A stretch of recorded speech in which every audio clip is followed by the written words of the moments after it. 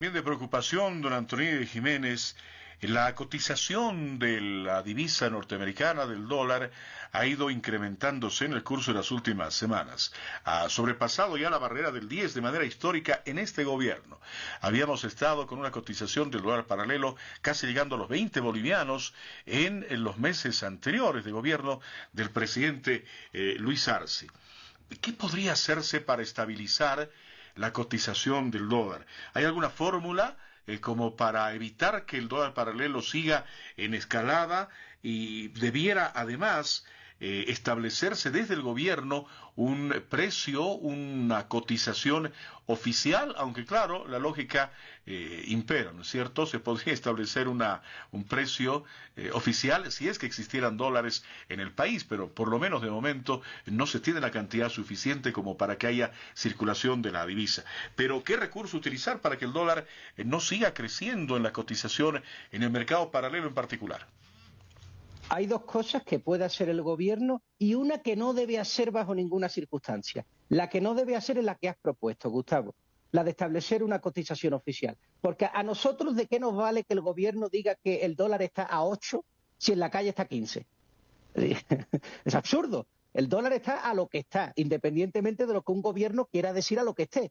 Y a lo que está depende del número de dólares que hay en el mercado. Punto. Eso es una realidad, es un facto. Eso no lo cambia nadie por muchos precios máximos que se le quiera poner a la divisa. Por lo tanto, eso no funciona. Pero hay alternativas, a corto y a medio largo plazo. A corto plazo, la independencia del Banco Central de Bolivia.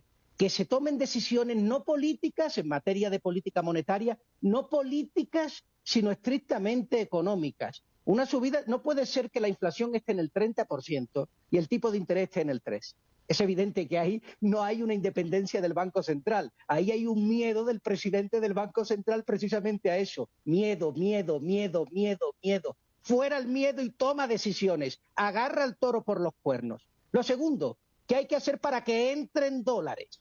Pues para que entren dólares tendrán que llegar o bien gente que tiene dólares, inversores norteamericanos, o bien vender cosas a gente que tiene dólares. ¿Y qué es lo que tienen los bolivianos para venderle al mundo? Pues eso es la pregunta que se tiene que hacer. Desde luego está la cosa muy mal con el gas, porque hemos vivido de venderle al mundo materias primas. Y eso es muy inestable, porque los precios cambian, son muy volátiles en el mercado internacional. Bolivia debería de vender cosas que sean más duraderas. ¿Y cuáles son esas cosas? Yo no las sé, Bolivia no las sabe, pero la irá sabiendo conforme Bolivia se vaya abriendo a la economía, conforme vaya despertando el espíritu empresarial entre los bolivianos. Eso es lo que irá haciendo que el país sea rico. Mira, Estados Unidos es el principal productor de petróleo del planeta y sin embargo no es un país petrolífero. Sin embargo, Venezuela es un país petrolífero y no es uno de los mayores productores, no es el mayor productor. ¿Quiere esto decir que la riqueza de un país no depende de las materias primas?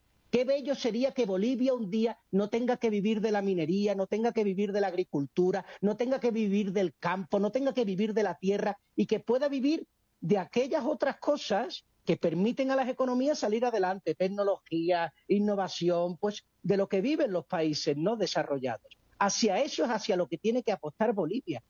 Por eso cuando te decía ser radical es tener una visión completamente hacia el futuro de Bolivia. Hay que gobernar no solo para el boliviano de hoy, sino para el boliviano de mañana. Por eso no solo no podemos quedar en medidas cortoplacistas del miedo basada en que si tal cosa puede provocar un estallido social. No es cierto. El pueblo no quiere un estallido social. El pueblo lo que quiere es que le dejen trabajar, el pueblo lo que quiere es salir de la pobreza y el pueblo lo que quiere es ganar dinero. Y necesitamos personas que estimulen esos valores del capitalismo. Muy bien el presidente, cuando ha dicho capitalismo para todos. Muy bien. Yo le digo capitalismo para todos y capitalismo para todo. Así es hacia donde vamos a alcanzar la prosperidad en Bolivia. Incremento de salarios. Se ha pedido desde la Central Obrera Boliviana el 20% de incremento salarial. Ahora, ¿qué se dice? ¿Qué podría ocasionar este incremento salarial? Crecimiento de la inflación prácticamente de forma inmediata, cierre de empresas, despidos, menor cantidad de fuentes de trabajo.